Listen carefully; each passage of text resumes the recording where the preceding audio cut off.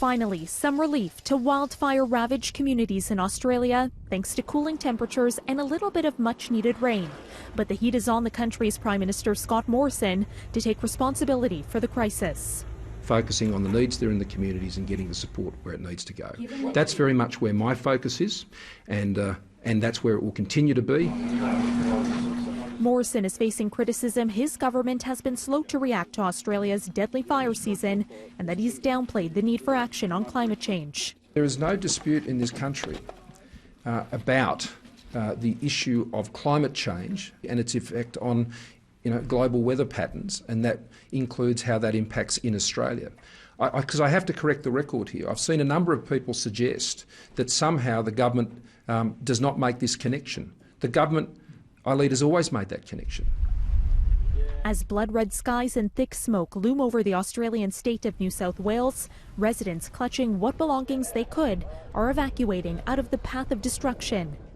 Others waiting for news of what remains of their homes. My neighbour stayed to defend his property, and I didn't stay there. I evacuated, and he contacted me this morning to say, sorry, but my house is gone.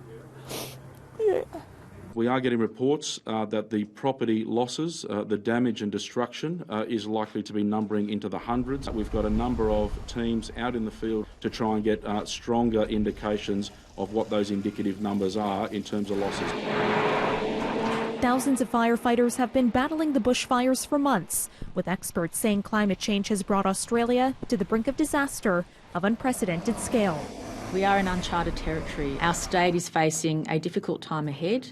I'm absolutely confident we'll get through it, but we can't pretend that this is something we've experienced before. It's not. And as Australia fights the massive wildfires, Canada's foreign minister says our country is prepared to provide further assistance as necessary. He adds Canada has almost 100 firefighters in Australia, with more on the way soon.